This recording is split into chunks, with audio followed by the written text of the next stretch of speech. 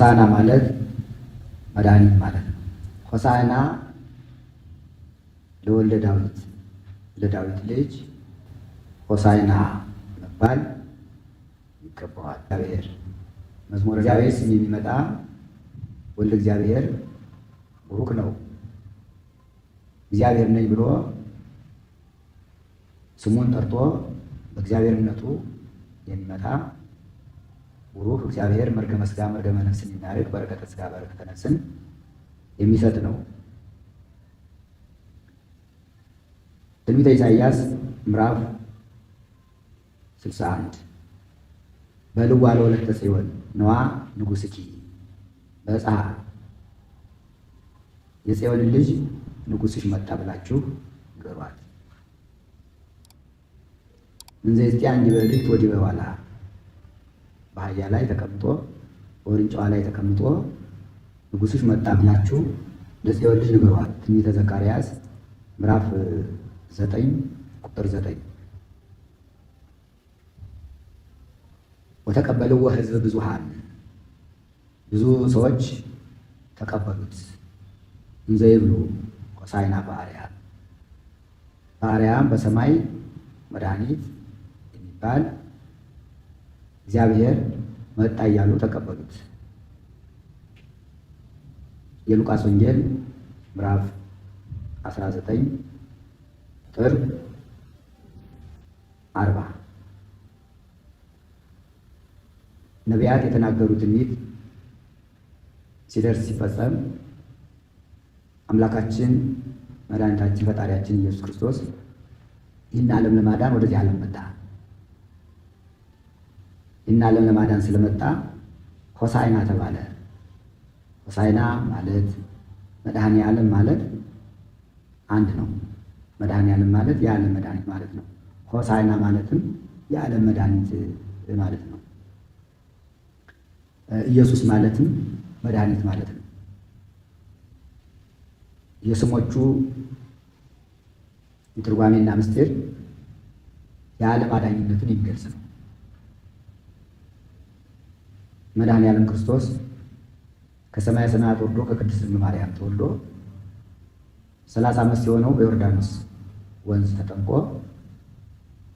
ገዳመ ቆሮንቶስ ገብቶ 40 ቀንና 40 ሌሊት ጾመ። መዋዕለ ጾሙ ሲፈጸም ከገዳመ ቆሮንቶስ ተመልሶ 3 ዓመት ከ3 ወር ቅዱስ ወንጌሉን አስተማረ፣ ታምራትን አደረገ፣ ሙታንን አስነሳ እና አልዓዛርን ከመቃብር ወለተ ኢያኢሮስን ወልደ መበለትን ሳይቀበሩ አስነሳቸው። ህብስት አበርክቶ አበላ፣ መጻጓንን ሕመምተኞችን ፈወሰ፣ አዳነ። 3 ዓመት ከ3 ወር ወንጌልን አስተምሮ ታምራትን አድርጎ የሚሰቀልበት የሚሞትበት ጊዜ ሲደርስ ሆሳዕናን በዓል በኢየሩሳሌም መድኃኒትነቱን ገለጠ። የሆሳዕና በዓል እንዲከበር አደረገ።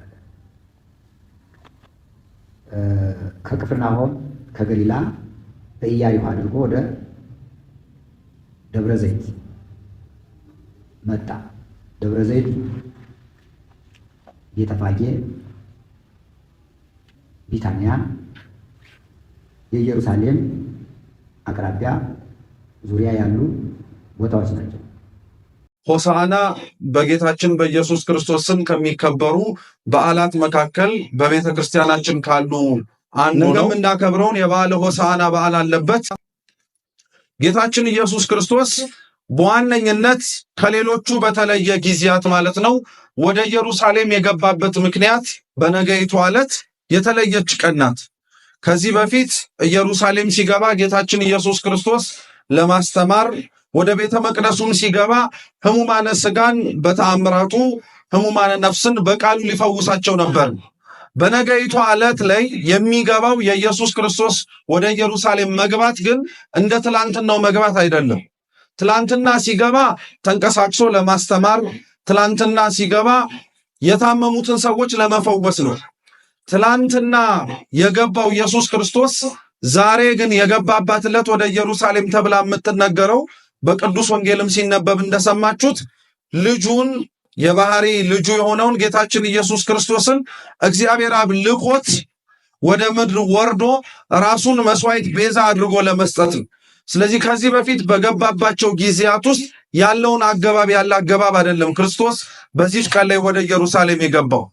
ይህንን ታሪክ ክርስቶስ ማለት ነው ያደረገውን ወረድ ብለን ባነበብነው የምሳሌ ትምህርት ላይ ጌታችን ኢየሱስ ክርስቶስ ተናግሮታል። አንድ የወይን ባለጸጋ ወይም የወይን ስፍራ የነበረው ሰው ነበር አለ።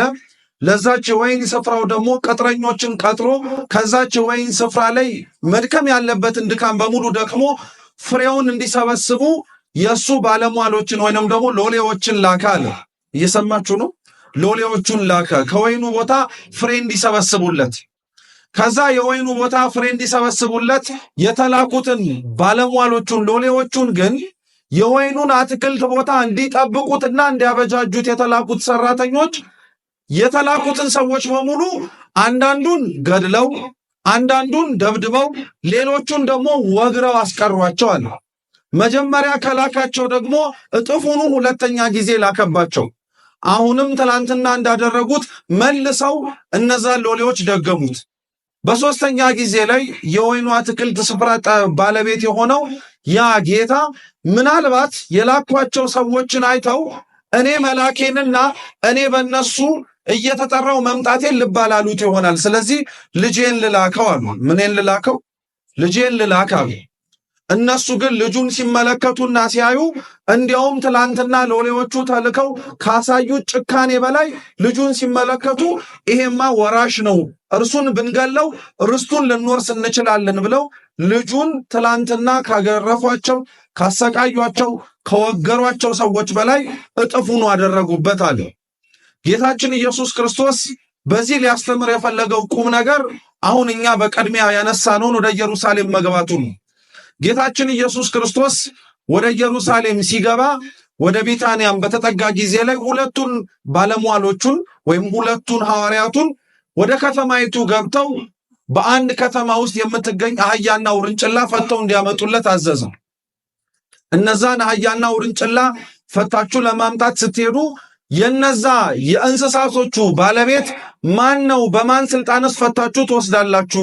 ለማን የምትፈልጉትና የምትወስዱት ቢሏችሁ ጌታቸው ይፈልጋቸዋል ብላችሁ መልሱለታል። ማን ይፈልጋቸዋል?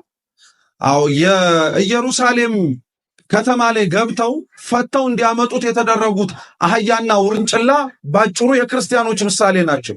በሐዲስ ኪዳን ላይ ያሉ ሁለቱ ደቀ መዛሙርት ሄደው ደግሞ ፈተው ያመጧቸው ሐዋርያት የካህናት ምሳሌ ናቸው። ኢየሱስ ክርስቶስ ወደ ኢየሩሳሌም በዋነኝነት የገባበት ምክንያት አህያዎቹን ፈቶ እነሱ ላይ ተጭኖ ለመግባት አይደለም።